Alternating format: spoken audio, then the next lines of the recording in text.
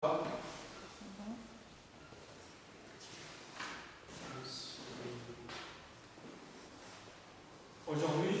nous allons parler le parallèle du Christ. Alors,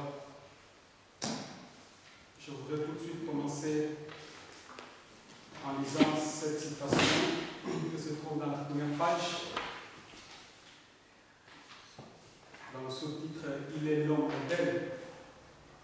La citation nous dit, de Review and Herald, « Ce que l'agneau guidera aux fontaines d'eau vive et des yeux desquels il essuiera toute larme seront ceux qui maintenant reçoivent la connaissance et la compréhension révélées dans la Bible, la parole de Dieu. Nous ne devons imiter aucun être humain. Il n'y a aucun être humain suffisamment sage pour être notre modèle. Nous devons contempler l'homme Jésus-Christ, qui est complet dans la perfection de la justice et de la sainteté. Amen. Il est l'auteur et le consommateur de notre foi. Il est l'homme modèle. Sa vie est la mesure de la vie que nous devons atteindre. Son caractère est notre modèle. Poursuivons le modèle de l'Évangile. Jésus-Christ 215. La prédication du Christ se résumait en ce mot. Le temps est accompli et le royaume de Dieu est proche. Repentez-vous et croyez à l'Évangile. Le message évangélique donné par le Sauveur avait sa base dans les prophéties. C'est-à-dire, l'évangile que Dieu, Jésus-Christ, proclamait avait sa base dans les prophéties. Ça commence déjà à dissiper les arguments de dire oui, mais c'est ce que nous avons besoin, ce n'est pas les prophéties, c'est l'amour du Christ et tout. Les prophéties, c'est l'évangile que nous devons y croire et prêcher aussi. C'est la base.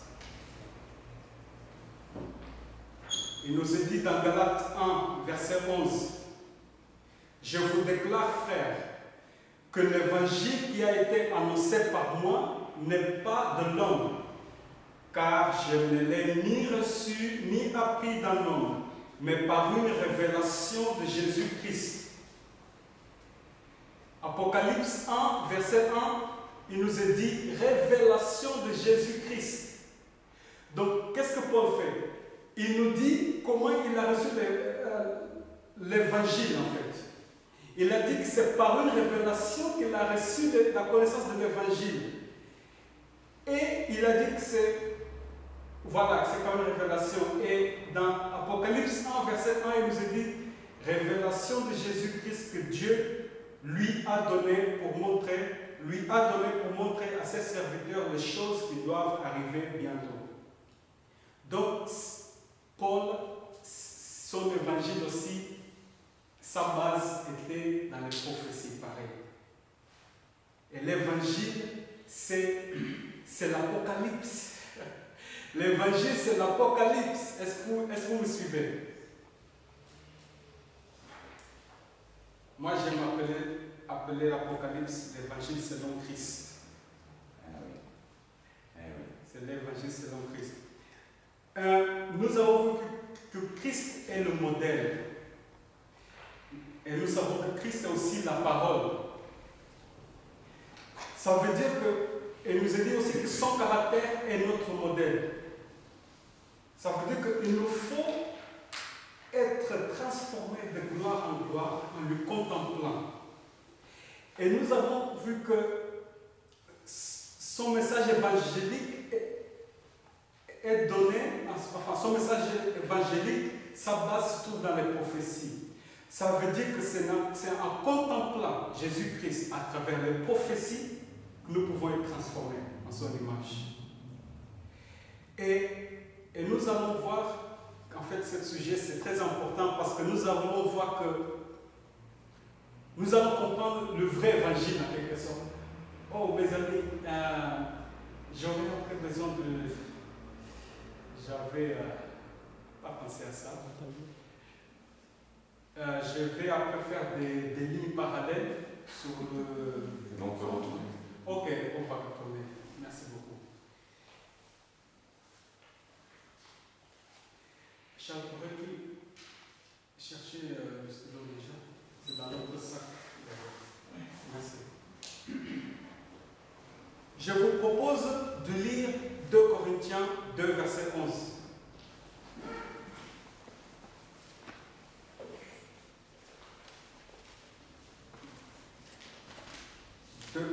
Corinthiens 2, verset 11.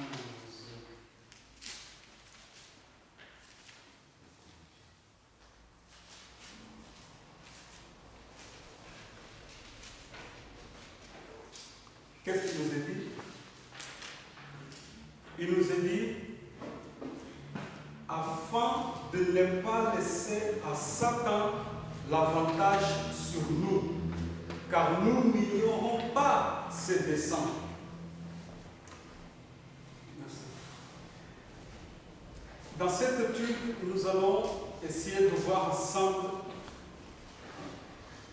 le modèle Christ, ou le modèle évangile, si je peux dire ça comme ça, le vrai évangile. Nous allons pouvoir décortiquer selon les prophéties en fait. Mais en même temps, le but de cette étude, c'est de ne pas ignorer le dessein de Satan.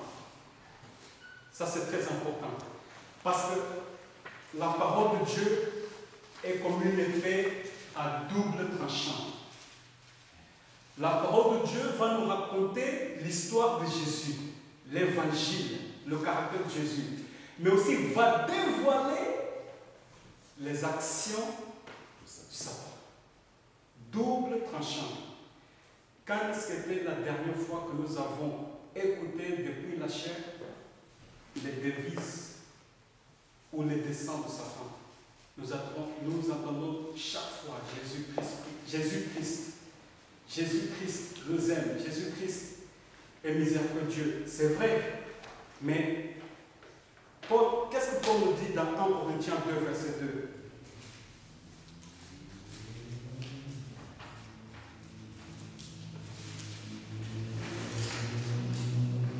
1 Corinthiens 2, verset 2. Paul dit. 1 Corinthiens ou 2 Corinthiens? 1 Corinthiens 2, verset 2. Car je n'ai pas jugé bon de savoir autre chose parmi vous, sinon Jésus-Christ et Jésus-Christ crucifié. Encore là, double tranchant. Qu'est-ce que veut dire en fait? Jésus-Christ, bien son caractère, son amour, sa miséricorde, sa patience, sa longanimité envers nous. Mais l'évangile se n'arrête pas seulement dans Jésus-Christ. Il nous dit encore, et Jésus-Christ crucifié. Qu'est-ce que ça implique? Ça implique les ennemis, les descendants de Satan qui vont crucifier Christ. Alors Satan a crucifié Christ il y a 2000 ans, mais aujourd'hui, il fait les mêmes choses. Il crucifie Christ en crucifiant les messages de la vérité que nous sont donnés aujourd'hui. D'accord? Donc nous voyons que l'évangile, c'est Jésus-Christ, Jésus-Christ et Jésus-Christ crucifié. Ça veut dire que l'évangile va nous dévoiler, va nous révéler le caractère de Jésus et en même temps révéler les desseins du malin. Je vous invite maintenant à prendre Galates 1, verset 6. Galates 1, verset 6 nous dit: je m'étonne que vous détourniez si promptement de celui qui vous a appelé par la grâce du Christ pour passer à un autre évangile. Non pas qu'il y ait un autre évangile, mais il y a des gens qui vous troublent et qui veulent faire quoi? Renverser l'évangile. Mais quand nous-mêmes, quand un ange du ciel annoncerait un autre évangile que celui que nous avons prêché, que celui que nous avons prêché, qu'il soit quoi? Anathème. Verset 9, nous l'avons dit précédemment. et je le répète de cette heure, si quelqu'un vous annonce un autre évangile que celui que vous avez reçu, qu'il soit anathème. La personne ou l'individu qui prêche un autre évangile ou qui ne prêche pas Jésus-Christ et Christ crucifié, qu'il soit anathème. Voyez comment c'est important que nous voyons les deux aspects. Et ce qui m'a touché quand j'ai lu ça, c'est le mot renverser. Un verre d'eau, on peut le renverser, n'est-ce pas, si on veut. Comment on peut renverser? Ça veut dire on le prend, on renverse. On enlève l'eau, on renverse comme ça. Mais le souci, ce n'est pas le renverser en fait. Le souci, c'est de vider le verre. Est-ce que vous me suivez? Quand quelqu'un va renverser un verre d'eau, c'est parce qu'il veut vider le verre. Mais le verre, le moyen de vider le verre n'est pas simplement de le renverser. Qu'est-ce qu'on peut faire encore? Hein? Boire. Mais là, tu utilises. Mais là, quand tu parles de renverser, c'est parce que tu ne veux pas. Tu disais? Casser le verre. Casser? Oui aussi. Mais je mets une suggestion. Tu laisses le verre pendant 2-3 jours. Comme ça, dans la maison, comme ça, posé dans la cuisine, ça va s'évaporer. L'eau va s'évaporer. Aujourd'hui, Dieu nous a donné un message. Si on ne le prêche pas, ça s'évapore. Ça s'évapore. Et ici, il dit, quand un ange du ciel même annoncerait un autre évangile, qu'il soit anathème.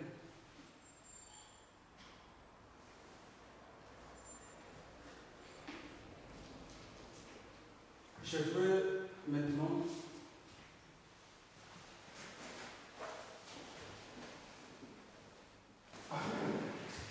alors on va effacer ça. C'est vrai que c'est pas évident. Peut-être mouillé, non? Certainement. Il faut toujours l'effacer tout de suite, sinon ça.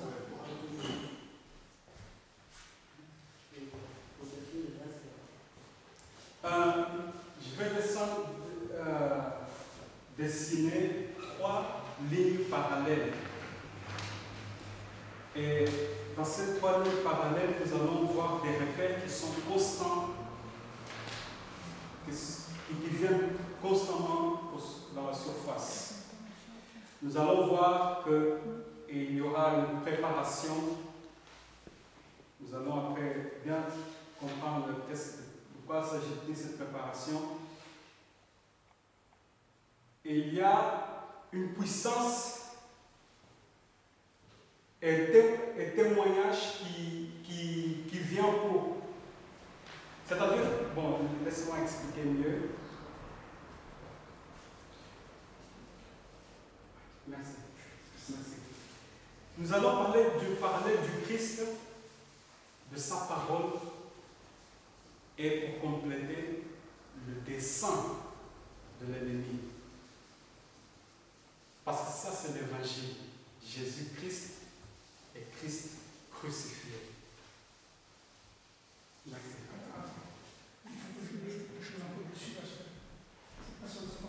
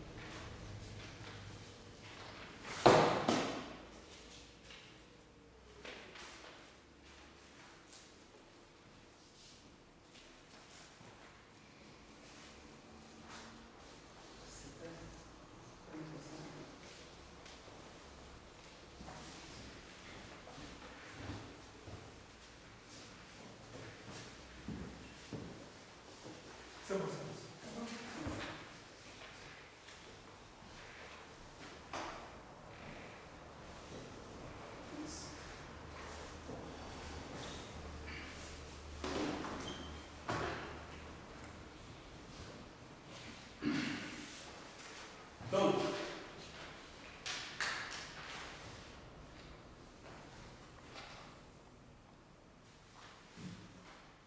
ça c'est la première ligne. Et on va mettre ça c'est la ligne du Christ.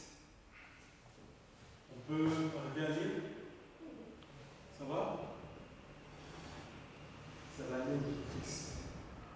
Et comme on a vu, il y a toujours une préparation. Deuxièmement, il reçoit, laisse-moi aller au fur et à mesure. Dans Youth Instructor, 20 juillet 1893, Ellen White nous dit Christ était le roi de Dieu. Et pourtant, il y avait une vie humble et sans attirance physique. J'ai bien traduit comme ça? Une vie. Il avait une vie. Oui, une vie humble et sans attirance physique. Pendant 30 années de sa vie, il n'y a presque rien de noté le concernant. Il n'y a presque rien de noté le concernant. Donc il y avait une préparation de 30 ans.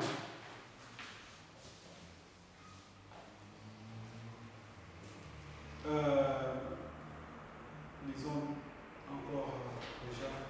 Puissance et témoignage. Alors, tragédie des siècles, 353, nous est dit depuis la sortie d'une parole ordonnant de rebâtir Jérusalem jusqu'à moi, un chef, il y a 7 semaines et 62 semaines, soit 69 semaines prophétiques ou 483 ans. C'est en l'automne de l'année 457 que le décret d'Artaxerxès entra en vigueur, en ajoutant à cette date 483 ans. On arrive à l'automne de l'année 27 de notre ère, où la prophétie fut accomplie. C'est en effet en l'automne de cette année 27 que Jésus reçut le baptême des mains de Jean-Baptiste et fut oint du Saint-Esprit. L'apôtre Pierre y fait allusion en disant Dieu a oint du Saint-Esprit et de force Jésus de Nazareth. Donc, on voit puissance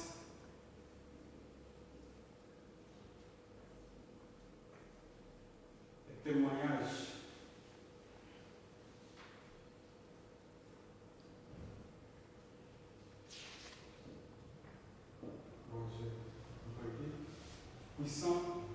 Puissance de témoignage.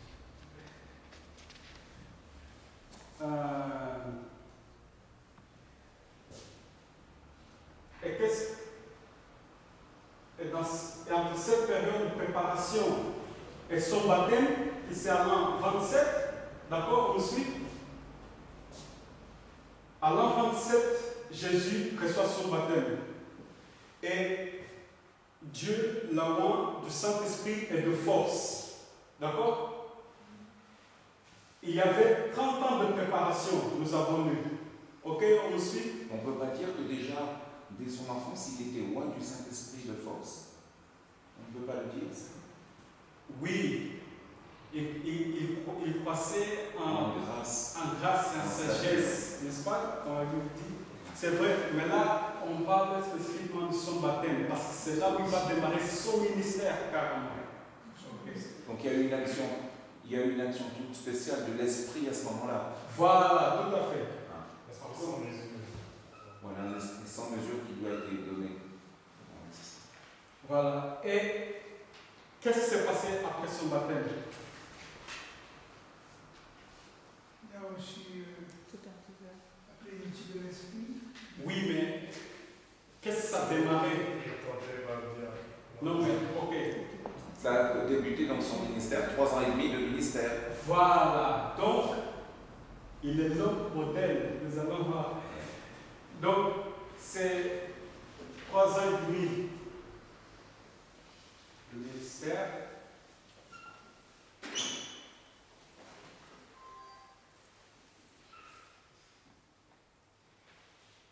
Et qu'est-ce qui est arrivé à la fin? La mort, La la mort. crucifixion, À quoi? la croix. Voilà.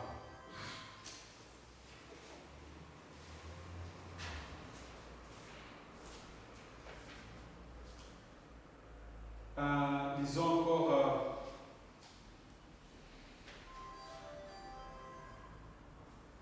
tragédie des siècles 354, il fera une alliance ferme avec un grand nombre pendant une semaine. C'est cette semaine. Pendant une semaine. La semaine ici mentionnée est la dernière des 70. Elle constitue les 7 dernières années de la période accordée aux Juifs. Pendant ce temps, soit de l'an 27 à l'an 34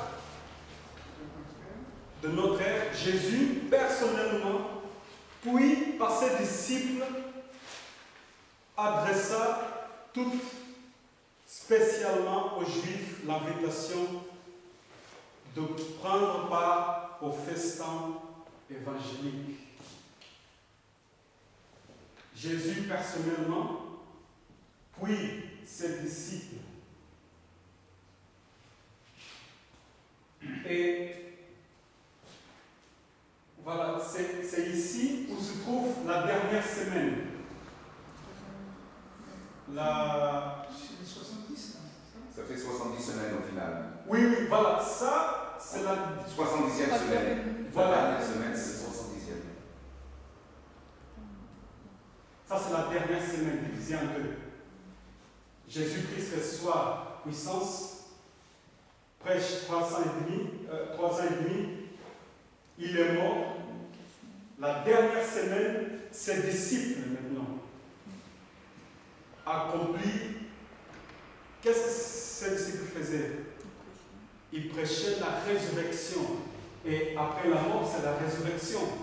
Et il nous est dit ici en citation que CP 53, je crois que c'est Paul.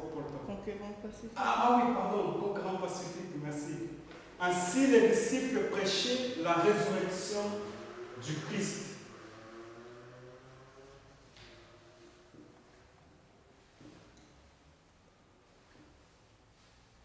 Résurrection.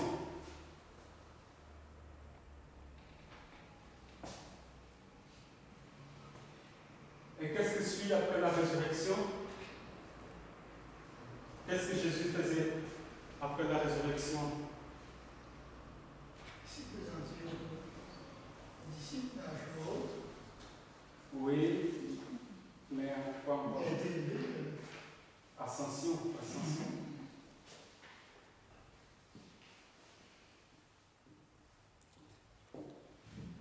Et l'ascension n'a pas eu lieu. Elle a eu lieu au moment de la mort du Christ, l'ascension. Mais après la résurrection. Mais la résurrection n'a pas eu lieu après les 3 ans et demi. Ok, d'accord. C'est le message peut-être que tu veux dire qui a été prêché. C'est une bonne question. C'est le message C'est le message qui a été prêché, sur la mais en même temps, c'est aussi, ça vient après la mort. Après la mort, ce n'est pas une question de 3 ans et demi, bien sûr. C'est-à-dire, après la mort, il y a eu la résurrection. et l'ascension. Et l'ascension, voilà. Dans le même laps. Mais en même temps, il y a eu un message qui a été prêché là. Donc ça c'est le message dont je parle. Oui, ça c'est le message. C'est pas la chronologie. Tout à fait. Ah oui. Parce que là, ça va en 34. Parce que là, Je vais juste répéter ça. Vois si tu. parce que là sinon ça fait. Il y a, voilà, ici c'est le disciple, les disciples. Voilà, c'est les disciples qui prêche la résurrection Voilà. et qui prêche l'ascension. Qui Là, il prêche... faut tout mettre. L'an 34 est au milieu. On va y arriver à ça. Alors, je vais montrer ceci là. C'est au milieu.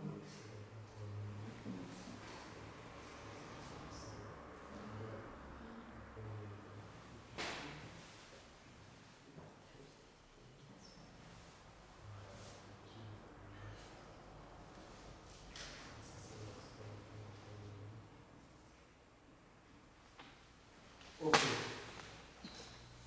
Ici. Résurrection.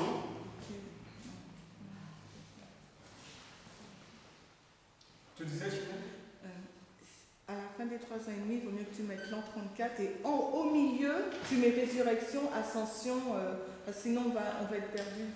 On ne va pas comprendre. non, mais en fait, je voudrais vous montrer la chose plus simple en fait. C'était pas le but de. Oui, mais comme tu mets la dernière semaine et après tu mets résurrection, Ça fait faux là. Comme ça. ça fait faux. C'est pour ça que Ça fait faux. Ça.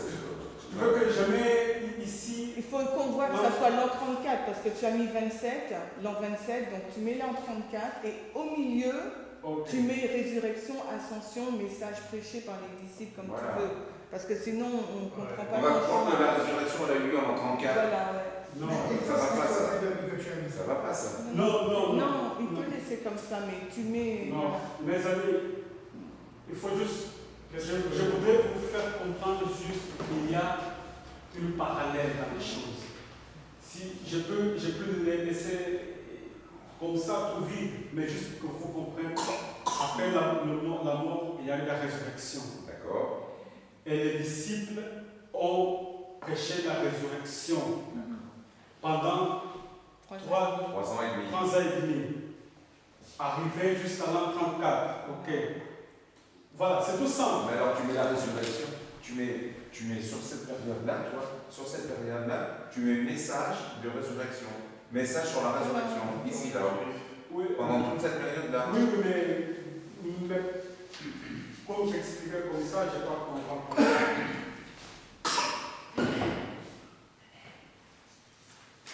Parce que Tu l'as c'est expliqué, compliqué. c'est bon, tu l'as expliqué, c'est bon. D'accord? Mais il faut rester simple. Vous comprenez quand je dis les évidences sont claires, après la mort, il y a une résurrection, les disciples ont prêché pendant 35 jours. C'est bon? Ok. Parce que le tableau est aussi très, très petit. Après la résurrection, il y a eu quoi? L'ascension. Ascension. Alors ça c'est le message de l'ascension, tu veux dire? Alors, là, Non, l'ascension. Christ qui monte C'est la fin du monde. Le message. Ouais. Mais, L'ascension, c'est l'ascension. oui, mais il a eu l'ascension, elle a eu lieu juste après la résurrection. Oui. Mais c'est pour ça que la résurrection est avant l'ascension. Alors donc il y a, on n'est plus dans le domaine de la chronologie là. Oui, oui, c'est ce qu'il nous disait. Non, il faut que vous me Ça suiviez porte à bien. confusion. Ah oui, mais c'est... Tu vas faire. Tu mélanges la chronologie et le message. Je peux enlever le message. Oublie le message si tu veux. Prends la chronologie. D'accord? Ça D'accord. reste au même.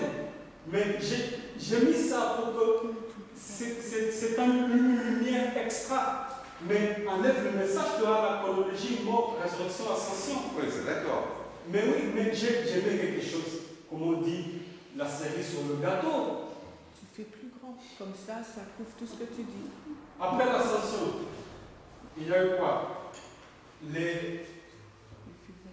La Pentecôte. Lisons Jésus-Christ, 634. Il dit, le Christ avait dit, en annonçant la destruction de Jérusalem, en raison des progrès de l'iniquité, l'amour du plus grand nombre se refroidira, mais celui que préservera, Tu persévères. merci, persévérera persévérera jusqu'à la fin sera sauvé.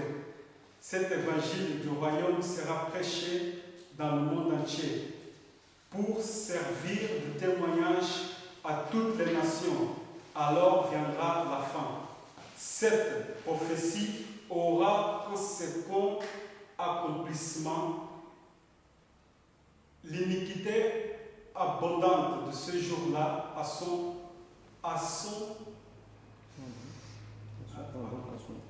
Est-ce que cette prophétie aura un second Elle accomplissement? sera son pendant à notre génération. L'iniquité abondante de ce jour-là à son pendant à notre génération. À son accomplissement aussi, je crois. J'ai pas bien compris pour les personnes. Tu sais pas ce que ça veut dire à son pendant? Oui, Ah, c'est ça. ah oui, non. Ah bon, c'est pas ça? À son pendant? Oui, ça C'est bien, alors, c'est bien parce que C'est vrai, ça, tu sais ce que ça veut dire? à son pendant. À son pendant, à son équivalent. Ah, d'accord. Ça veut dire à son équivalent. Parce que moi, à son pendant. j'avais dans ma tête cette prophétie aura un second accomplissement. Donc, oui. Donc, c'est juste pour vous dire, en fait, par cette citation, c'est juste pour dire que à l'an 70, quand Jérusalem était détruite, c'est un symbole aussi de la fin du monde. Ok? Donc, après l'ascension, la fin du monde qui est symbolisée.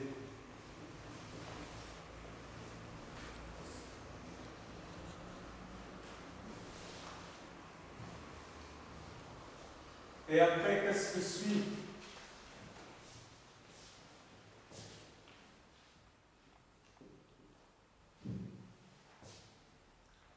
Qu'est-ce que suit après?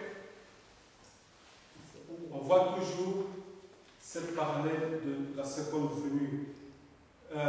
19 manuscrits releases, 40, il nous est dit, dans les jours des premiers chrétiens, le Christ est venu pour la deuxième fois. Son premier avènement a été à Bethléem quand il est venu comme un enfant. Son second avènement était à l'île de Patmos, où il se révéla dans sa gloire à Jean le révélateur. C'est quoi 19 MR? C'est quoi MR? Message? Manuscrit releases. Manuscrit. Ah oui, Donc ici, on voit la deuxième venue. Il y a un peu ou pas?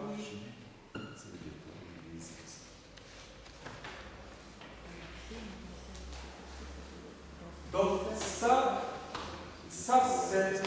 c'est la vie du Christ. Donc on voit un modèle préparation, il reçoit puissance et témoignage. Après c'est sa mort, résurrection, ascension, fin du monde symbolisé, deuxième venue symbolisée. Maintenant, puisque Christ, qu'est-ce que Jean nous dit? En verset 1, au commencement était la parole était avec Dieu, la parole était Dieu. Qui est la parole? Verset 14, la parole a été faite chair. Qui est cette parole? C'est Jésus. Ça veut dire que la parole doit avoir le même ligne parallèle que Christ, parce que la parole c'est Christ.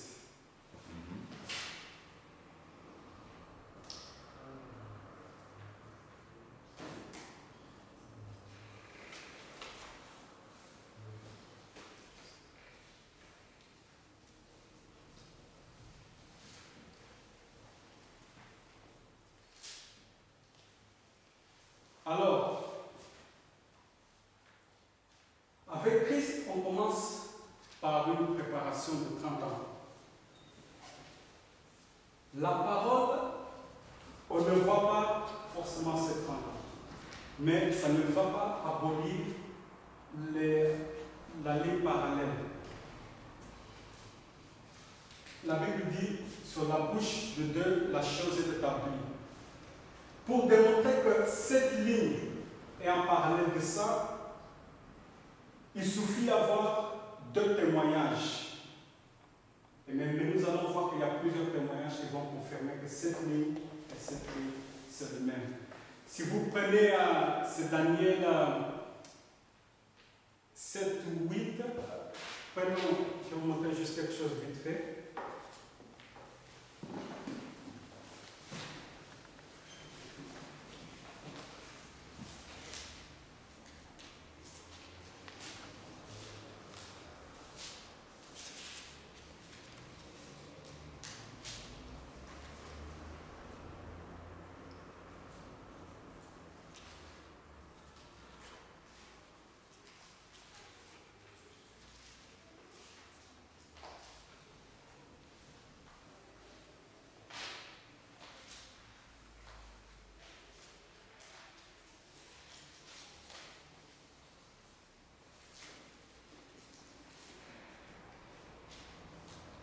On voit en succession des royaumes.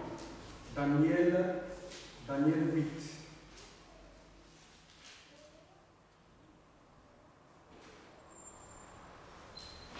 Attends, laisse-moi confirmer.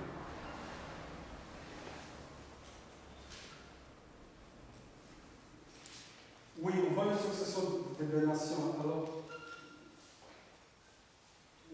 quel est le premier royaume symbolisé? J'essaie de voir. Babylone, Daniel 2. Non. Dans Daniel 8. Verset. Attends, je suis en train de voir. Parce que. Les 2 pères. Les 2 pères.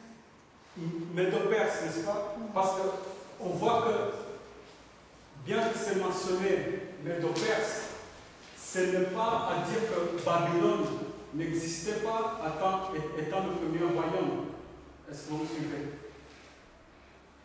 Ça veut dire que quand la Bible commence à décrire, mais lisons un peu, à partir du verset 1. La 3e année du règne du roi Belshazzar, moi, Daniel, j'ai eu une vision après celle que j'avais eue précédemment. Je regardais au cours de cette vision, et tandis que j'ai regardé, il sembla que j'étais à Suse, la capitale dans la province de Landes, et pendant que je regardais la vision, je me trouvais près du fleuve d'Odaï. Je levais mes yeux, je regardais, et voici un bélier se tenait devant le fleuve et avait 2 cornes. C'est Médo-Perse qui avait 2 cornes. Mais on ne mentionne pas Babylone. Ça veut dire que Babylone est hors de la scène prophétique. Non. Le fait que, pareil ici, le fait qu'on va voir tout de suite la parole et avoir 30 ans de préparation, ça n'abolit pas le reste qui suit. Alors continuons. Par contre, nous allons voir la parole qui va recevoir une puissance. J'ai lu Daniel 8, 1 jusqu'à 3.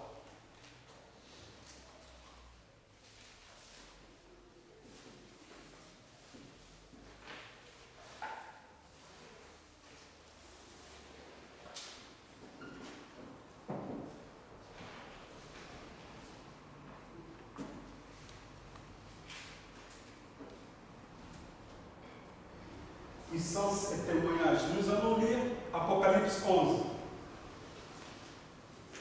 à partir du verset 3. Il nous est dit: je donnerai à mes 2 témoins le pouvoir de prophétiser. Qui est ces 2 témoins? Qui sont? C'est la Bible. C'est la Bible, l'Ancien et Nouveau Testament. Donc, ok, on continue encore. Revêtu de sac pendant 1260 jours. Donc, il reçoit ici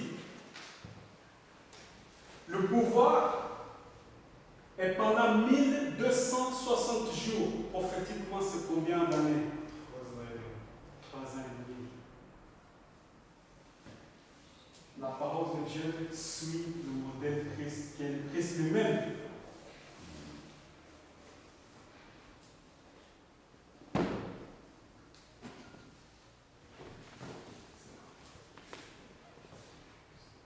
Continuons. Verset 4. Ce sont les deux oliviers et les deux chandeliers qui se tiennent devant le Seigneur de la terre. Si quelqu'un veut faire du mal, du feu sort de leur bouche et dévore leurs ennemis. Et si quelqu'un veut leur faire du mal, il faut qu'ils soient tués de cette manière. Mais qu'est-ce qu'on voit comme Jésus, après qu'il reçoit la puissance du témoignage? Qu'est-ce qu'on voit? On voit 3 ans et demi, la parole aussi. Et qu'est-ce qu'on voit juste après les 3 ans et demi? Lisons Apocalypse 11, verset 7. Quand ils auront, parce que nous devons voir la mort, quand ils auront achevé leur témoignage, la bête qui monte de l'abîme leur fera la guerre, les vaincra et les tuera. Et leurs cadavres seront sur la place de la grande ville, qui est appelée, dans un sens spirituel, Sodome et Égypte, la même où le Seigneur a été crucifié. Donc, ils étaient tués. Parce qu'il nous a dit, je répète, quand ils auront achevé leur témoignage, la bête qui monte de l'abîme leur fera la guerre, les vaincra et les tuera. La mort. Est-ce que vous suivez? Et après la mort, qu'est-ce qu'on doit voir? Résurrection. Bon, j'ai dit déjà.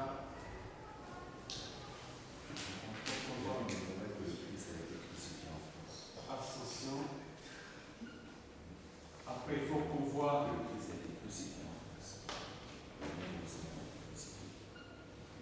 fin du monde. Et après, il faut qu'on voit la deuxième venue. Parce que la parole doit faire la même chose que Christ en chair. Dans Apocalypse 11, verset 9, il nous est dit: des hommes d'entre les peuples, les tribus, les langues et les nations verront leurs cadavres pendant 3 jours et demi. D'accord? Et ils ne permettront pas que leurs cadavres soient mis dans un sépulcre. Et à cause d'eux, les habitants de la terre se réjouiront et seront dans l'allégresse, et ils s'enverront des présents les uns aux autres, parce que ces 2 prophètes ont tourmenté les habitants de la terre. Donc, on voit encore ici, pendant 3 jours et demi, ils ont vu leur cadavre. 3 jours et demi ici, la dernière moitié de la semaine. 3 jours et demi ici, leur cadavre est vu. La parole suit. Et qu'est-ce qu'on doit voir après? C'est l'ascension.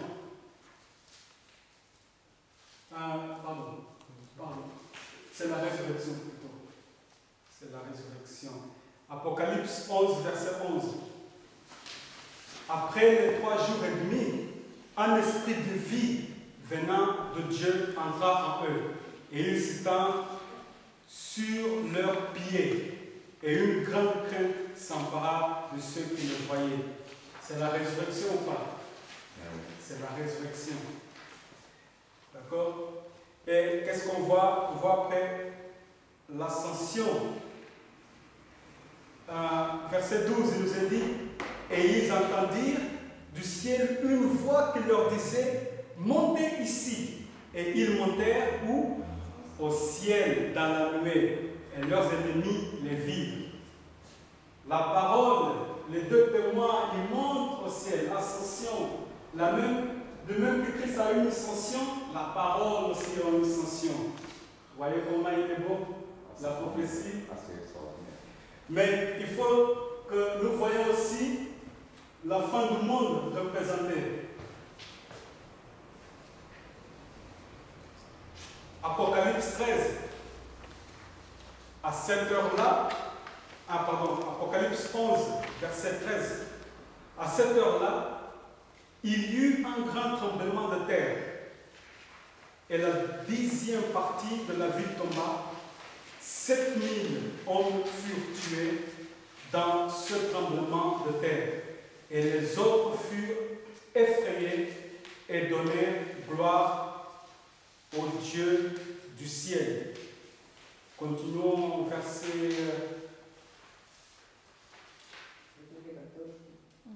Non, plutôt lisez avec moi Éducation 258.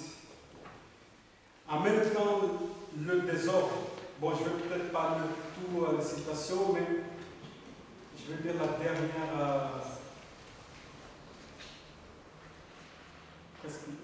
La dernière partie dit: l'esprit d'agitation, de violence, de carnage, la propagation à travers le monde de ces enseignements qui ont engendré la Révolution française, tout cela entraînait le monde entier vers une lutte semblable à celle qui bouleversa la France.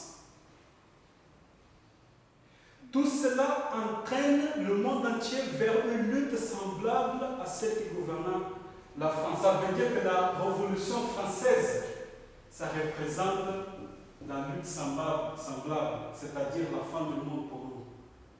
Est-ce que vous suivez? Est-ce que vous suivez? Non, vous ne suivez pas. Ici, Ellen White parle de la Révolution française. Et en parlant de la Révolution française, elle dit que quelque chose va avoir. Tout cela entraîne le monde entier vers une lutte semblable. C'est la fin du monde. Vous ne voyez pas? Cette lutte semblable, c'est quoi? À celle qui bouleversa la France. C'est la fin du monde.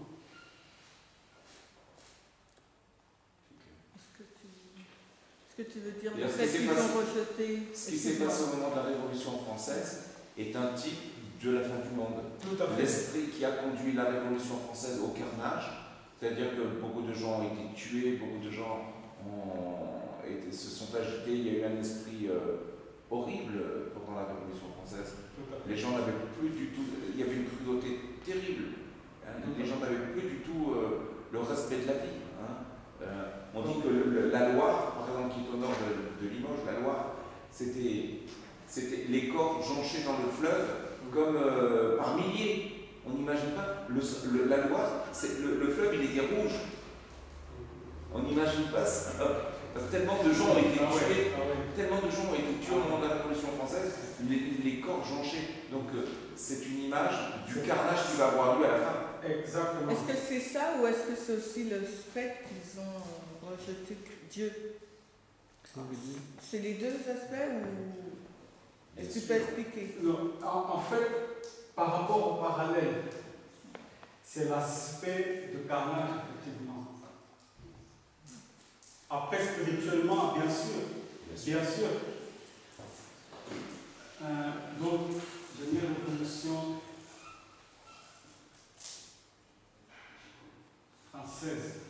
Et après ça, dans la ligne de la parole, il faut que nous voyons deuxième venue symbolisée. Alors, Apocalypse 11, 14, il nous dit: le second malheur est passé. Voici, le troisième malheur vient bientôt. Le septième ange sonna de la trompette. Il y eut dans le ciel de fortes voix qui disaient: le royaume du monde est remis à notre Seigneur et à son Christ, et il régnera au siècle des siècles.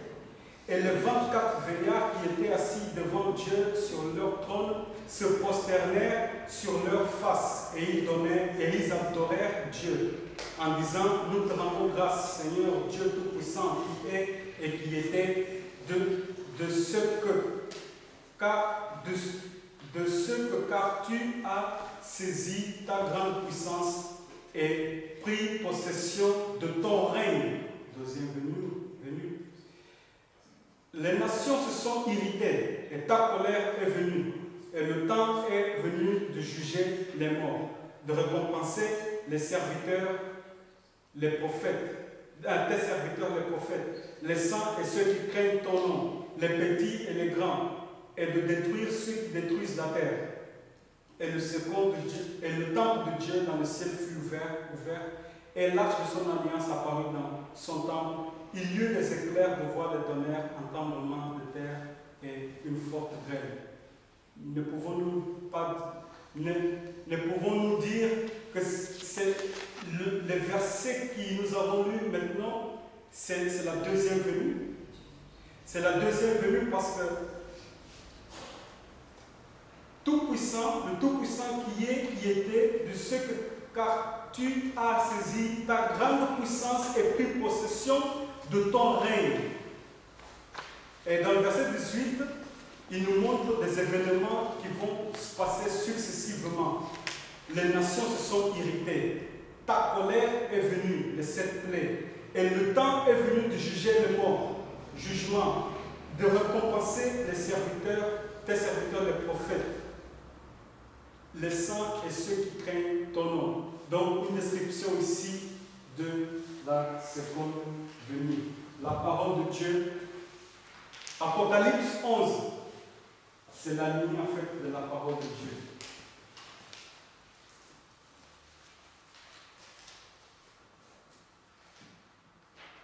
Maintenant, pour compléter l'évangile, Jésus-Christ crucifié. Qui a crucifié Christ il y a 2000 ans? Les Juifs. Les Juifs, mais pas seulement.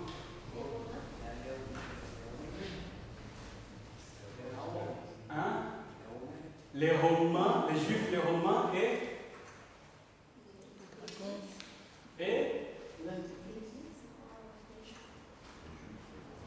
les Juifs, les Romains et les Grecs.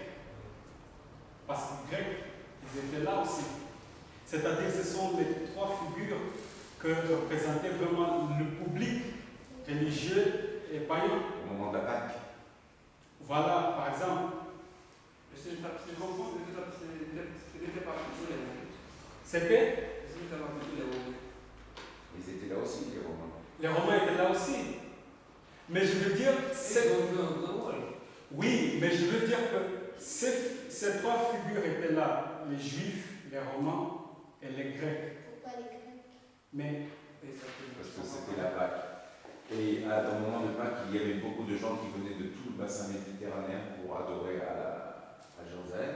Et donc, quand il y a eu cette volonté de tuer Jésus-Christ, Pilate a dit moi je vous le livre, quand voulez-vous? Et ils ont dit crucifie-le. Et les gens dans la foule qui ont dit crucifie-le, bien il y avait des Juifs, il y avait des Grecs, il y avait des gens qui venaient de partout. Et en plus, ça ne veut pas forcément dire que ce soit les Grecs. ça ne veut pas forcément dire, mais ils étaient là aussi. Penses-tu que les Grecs étaient innocents dans cette crucifixion? Je veux dire que le public se résume dans ces trois nations, en fait. C'est ce que je veux dire. Ok. Ça va. Mais lisons Ésaïe 14. 14, verset 12.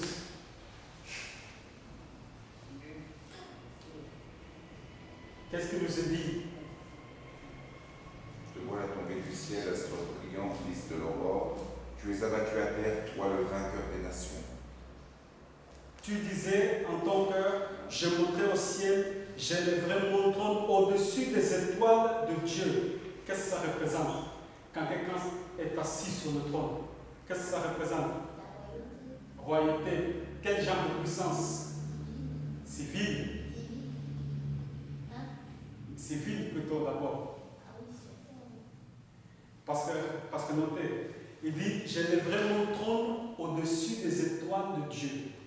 Je m'assierai sur la montagne de l'assemblée. Là, il veut prendre aussi l'autorité religieuse. Satan, le but de Satan, c'est de prendre l'autorité civile et religieuse. C'est ce qui se passe dans l'Apocalypse. Apocalypse 13, l'image de la bête, c'est quoi? C'est une union entre le civil et le religieux. C'est une alliance étrangère. Et donc, la montagne de l'assemblée à l'extrémité du septentrion. Je monterai sur le sommet des nuées. Je serai semblable au Très-Haut. Satan, il veut être semblable au Très-Haut. Et ce mot Très-Haut, le texte dit je serai semblable au Très-Haut. Et le mot Michael, parce que nous savons que Michael c'est Jésus. Et Michael veut dire celui qui est comme Dieu. Ah, d'accord. Donc nous allons voir que ça veut dire que Satan, il veut être égal à Michael ici. Christ la parole. Donc Satan, il copie.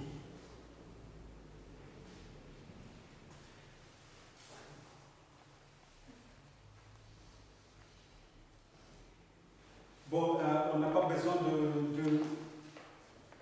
de lire des versets pour confirmer en fait que quand Satan dit je m'assieds sur la montagne de l'assemblée, c'est Sion, la montagne de l'assemblée, c'est Sion, Psaume 48, verset 2, la montagne de Sion, le comté de Septentrion, c'est la ville du grand roi.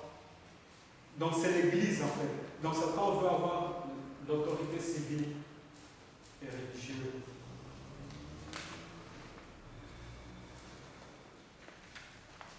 Alors, à Jérusalem, la montagne de Sion, c'est le mont Moriah, c'est là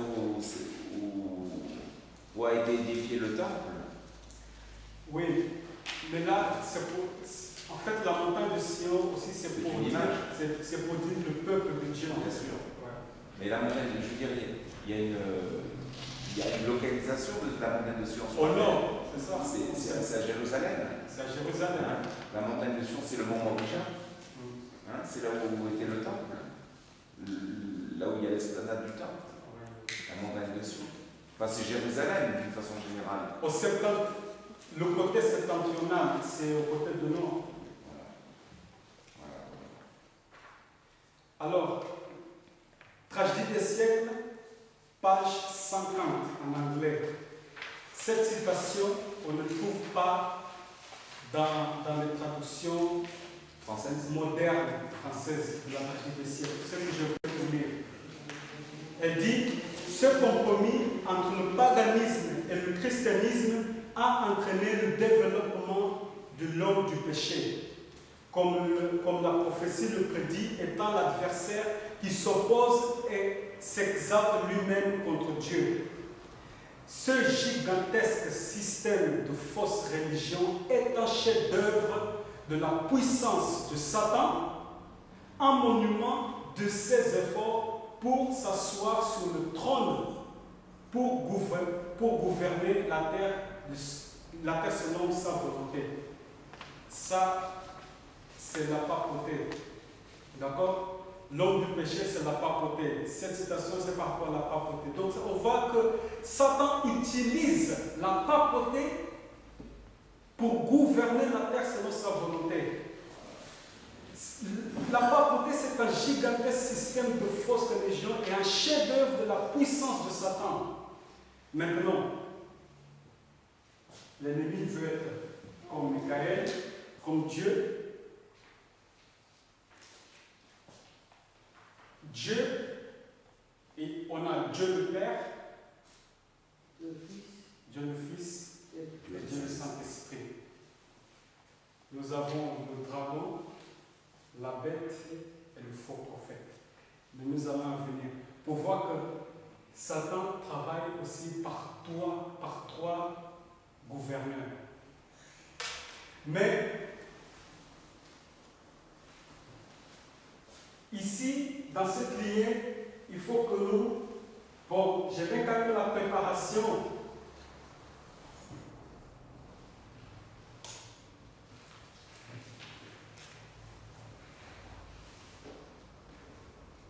Bon, Satan, lui aussi, a une préparation. Et aussi de 30 ans. Rappelez-vous que dans Daniel nous parle de 10 royaumes qui étaient divisés avant que le pape prenne l'autorité pour gouverner le monde. À 476,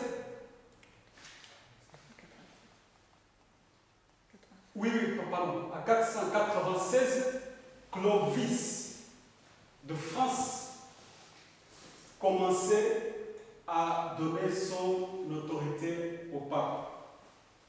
Jusqu'à 508,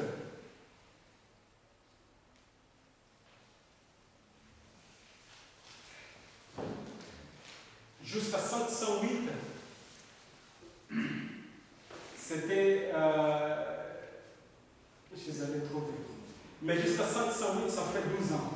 Mais de 508, qu'est-ce qui s'est passé à 508? En 508, qu'est-ce qui s'est passé? Comme il dit ici, le perpétuel était enlevé. Aujourd'hui, nous disons que le perpétuel, c'est le ministère du Christ dans le lieu très saint. Mais le perpétuel, c'est le paganisme. D'accord? Le perpétuel, c'est le paganisme selon les pionniers. Ici, c'est marqué le paganisme, et là, c'est marqué le paganisme 508. Et du perpétuel qui était enlevé jusqu'à 538, où Pape reçoit sa puissance pour gouverner le monde, 30 ans de préparation. Parce qu'en 508, quand le perpétuel était enlevé, c'est-à-dire le paganisme, était tous sous l'autorité papale. Et à partir de cette date, Rome commençait à épuiser ses forces. Donc, Satan aussi 30 ans de préparation. Ici, il reçoit puissance témoignage par la papauté.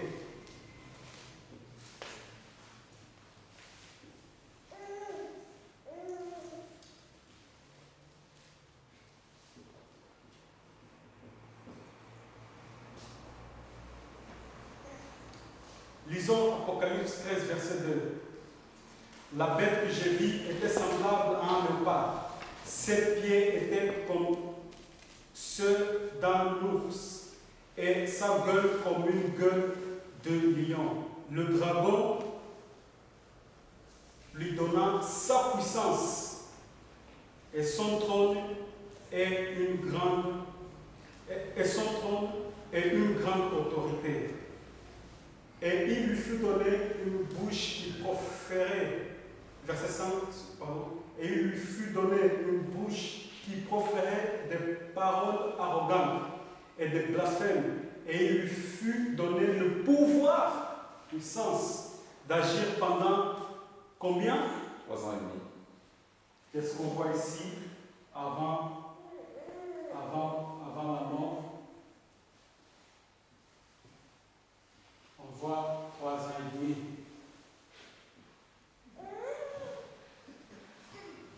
Satan il veut être semblable à Dieu aussi. Pendant 42 mois, ça fait 1260 jours. Ça fait 3 ans et demi prophétique. Qu'est-ce qui arrive après les 3 ans et demi?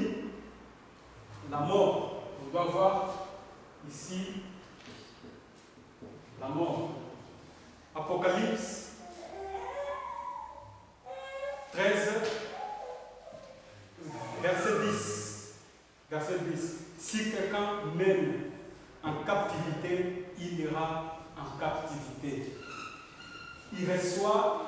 Qu'est-ce qui se passe après?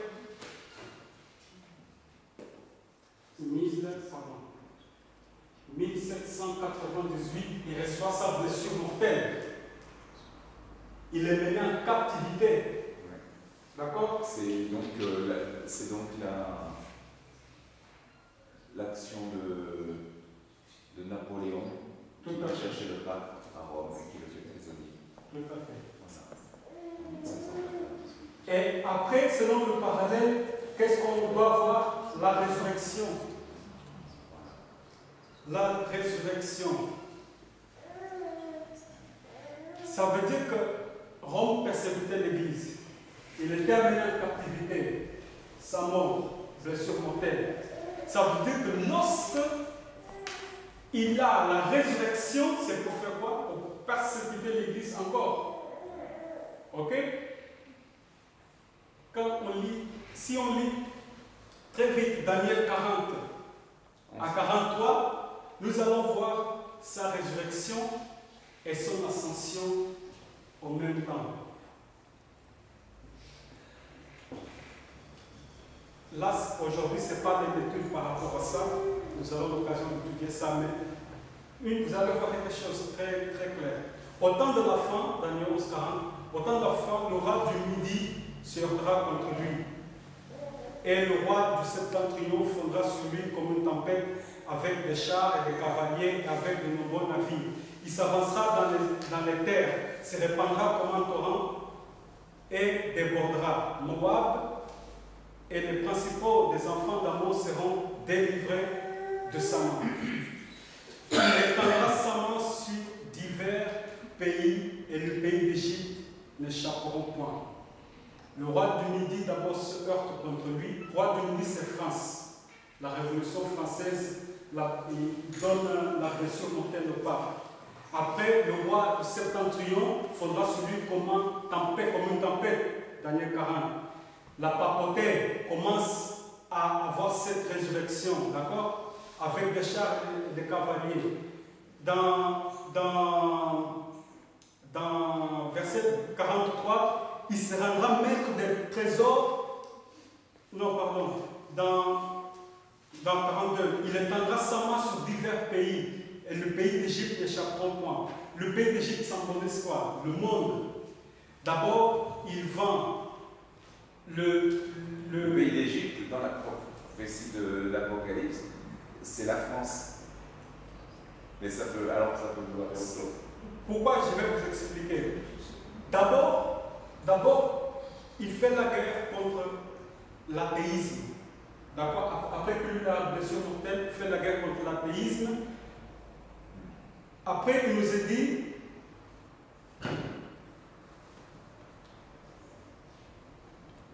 il s'avancera dans les terres. Il s'avancera dans les terres se répandant comme un torrent et débordera.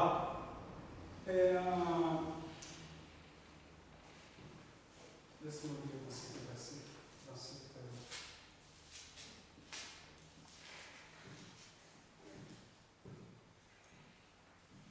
Voilà, dans le verset 40, on voit aussi comment la papauté entre aux États-Unis. 42. Apocalypse 13, verset. Oui, j'ai oublié le 40, c'est ça. Apocalypse 13, verset 3. Apocalypse 13. Oui, on va y arriver là-bas.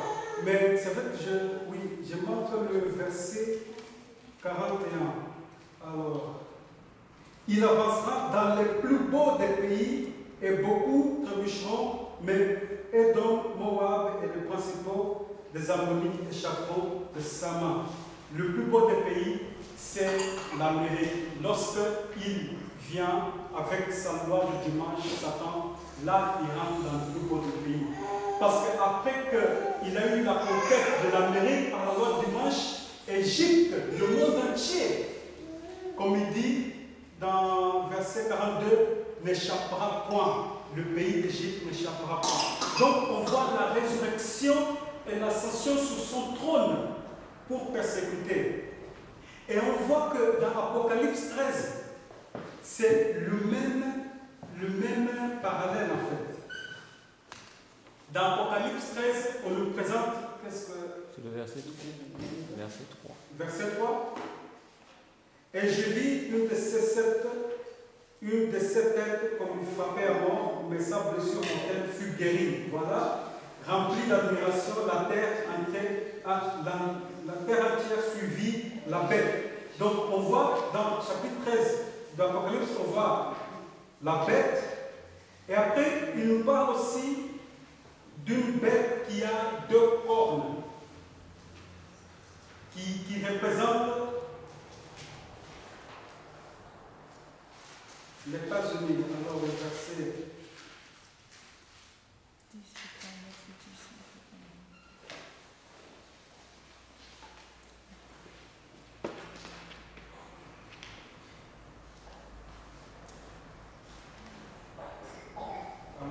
11. verset 11, merci. Puis j'ai vu monter de la terre une autre bête. Elle avait 2 cornes semblables à celles d'un agneau et elle parlait comme un dragon. Donc d'abord on nous présente la bête. Après on nous présente cette autre bête avec 2 cornes qui symbolise l'Amérique. Et après, qu'est-ce que l'Amérique va faire? Ou le faux prophète, il va faire en sorte qu'on fasse une image afin que le pauvre et le riche ne puissent ni acheter ni vendre s'il n'a pas la marque de la bête. Est-ce que vous suivez? Donc ça veut dire que quand il arrive à ce stade de dire que si tu n'as pas la marque de la bête, tu n'achèteras pas, c'est niveau mondial. D'accord? C'est l'Égypte qui rentre en captivité. Donc aussi là, on voit la bête qui entre dans le plus beau des pays, et ensuite l'Égypte n'échappera pas. Donc on voit les mêmes séquences comme dans Daniel en fait.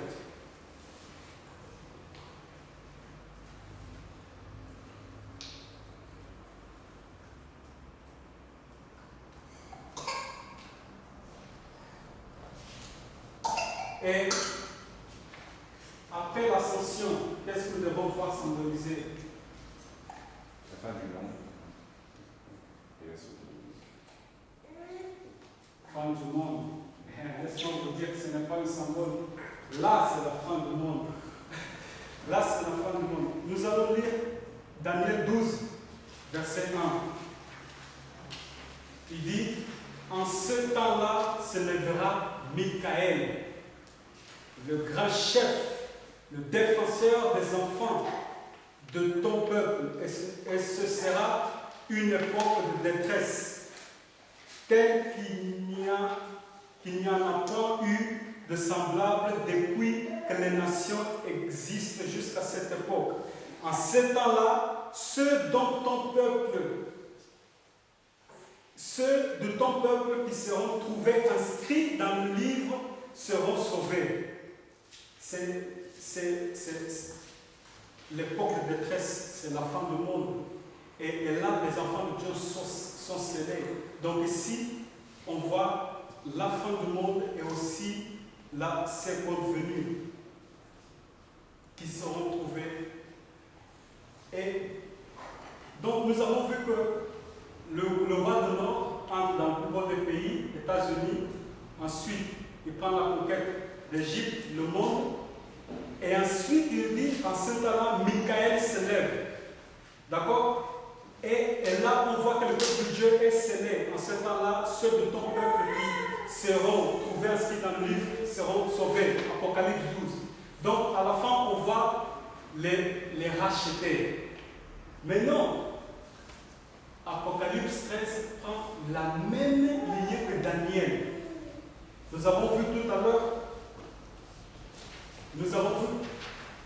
que Daniel, il y a le roi de nombre des pays, l'Égypte racheté. Dans Apocalypse 13, il y a la bête à 2 cornes.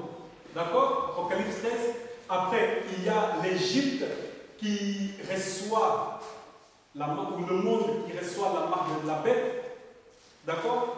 Et forcément, comme Daniel, la même lignée, on va voir les racheter. Prenons maintenant le chapitre qui suit 13, 14.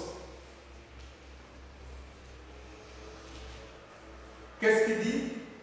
Je regardais et voici l'agneau debout sur la montagne de Sion, et avec lui 144 000 personnes qui avaient son nom et le nom de son Père écrit sur leur front. J'entendis du ciel une voix comme la voix de grandes eaux, comme le bruit d'un fort coup de tonnerre.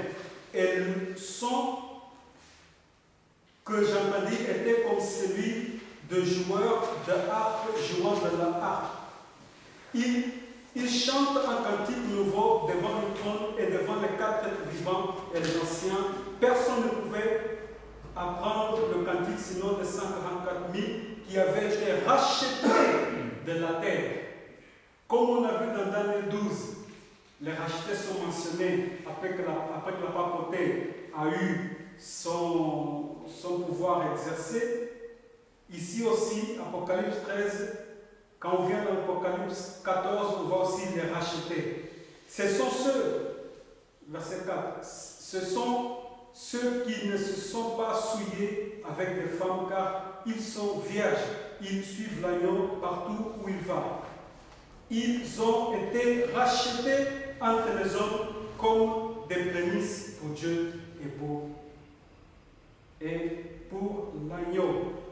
Donc, est-ce que vous voyez le parallèle? Daniel, en fait, Noël nous dit qu'il faut étudier Daniel et Apocalypse ensemble parce que ces deux font qu'un seul livre. Donc, on voit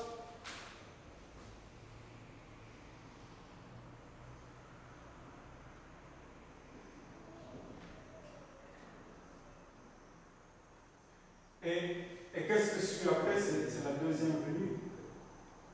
Nous avons vu aussi.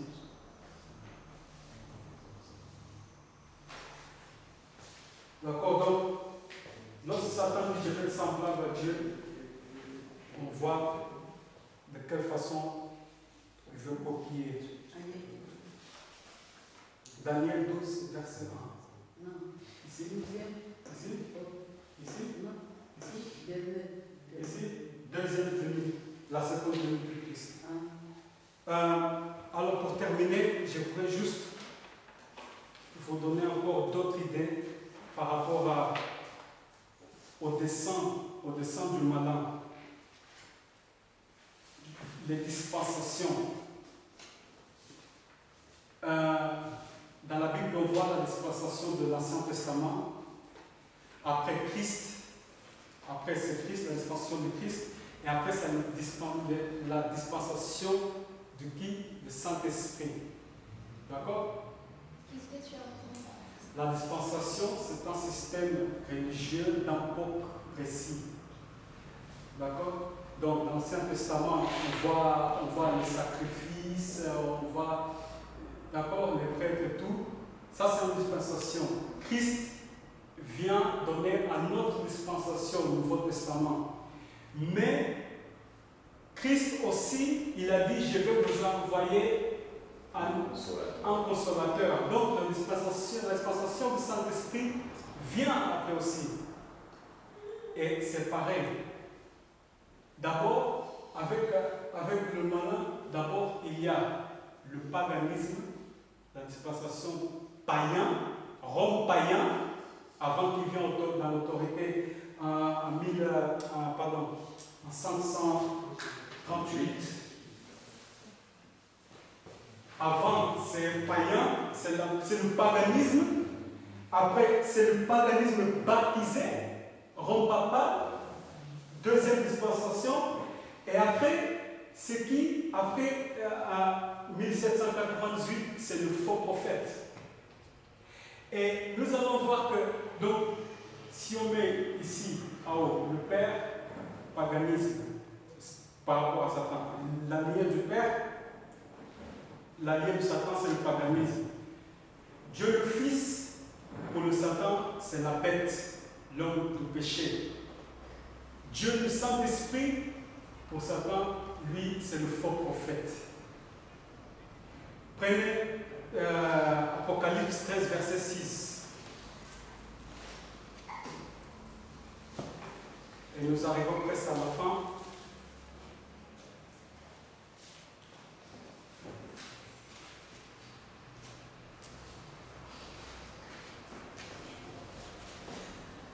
Il nous est dit, et elle ouvrit sa bouche pour proférer des blasphèmes contre Dieu, pour blasphémer son nom et son tabernacle, et ceux qui habitent dans le ciel, jusqu'au 10. Et il lui fut donné de faire la guerre au sang et de le vaincre.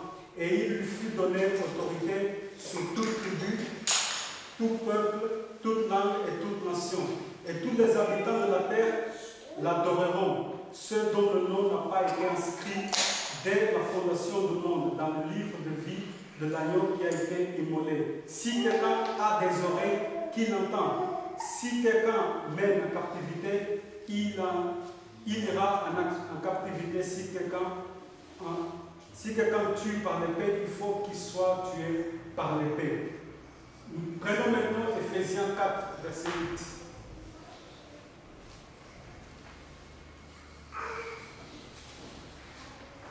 Il nous est dit, c'est pourquoi il est dit, étant monté en haut, il a mené des captifs et il a fait des dons aux hommes. La papauté, c'est lui qui veut être semblable à Christ. Il amène les captifs en captivité parce qu'il veut copier Christ. Parce que Christ, il a fait quoi? Il a amené des captifs aussi. Prenons maintenant verset 11 et 12 de Apocalypse 13. Puis je vis monter de la terre une autre bête qui avait 2 cornes, semblables à celle d'un agneau, et qui parlait comme un dragon. Elle exerçait toute autorité de la première bête en sa présence, et elle faisait que la terre et ses habitants adoraient la première bête selon la blessure mortelle dont la blessure mortelle avait été guérie. Donc on voit que, prenons maintenant Jean 16. Jean 16, verset 13 et verset 15. Il dit, quand le consolateur sera venu, l'Esprit de vérité, il vous conduira dans toute la vérité, car il ne parlera pas de lui-même, mais il dira tout ce qu'il aura entendu, et il vous annoncera des choses à venir. Il me glorifiera parce qu'il prendra de ce qui est en moi et vous l'annoncera. L'Esprit parle des choses du Christ, et le faux prophète fait des miracles dans la présence de la bête. Satan, il copie Christ partout parce qu'il veut être semblable au Dieu. Donc, on voit qu'il le copie. Si on prend encore le verset plus haut, 7 et 8, il nous est dit, cependant, je vous dis la vérité, il vous est avantageux que je m'en aille, car si je ne m'en vais pas, le consolateur ne viendra pas vers vous. Mais si je m'en vais, je vous l'enverrai. Et quand il sera venu, il convaincra le monde en ce qui concerne le péché, la justice et le jugement. Il convaincra le monde. Qui convaincra le monde pour recevoir la marque de la bête? C'est le faux prophète.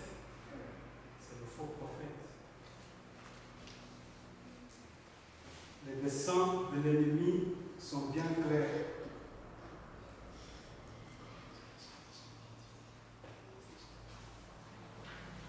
Donc voilà, mes amis, nous arrivons à la fin.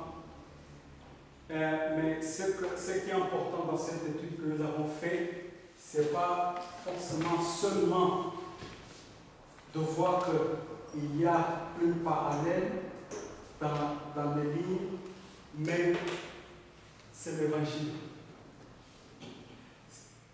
C'est l'évangile, c'est Jésus-Christ et Christ crucifié.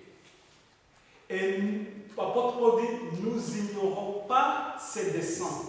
Nous n'ignorons pas les desseins de Satan. Et encore, Galates nous dit, si quelqu'un prêche un autre évangile, qu'il soit anathème.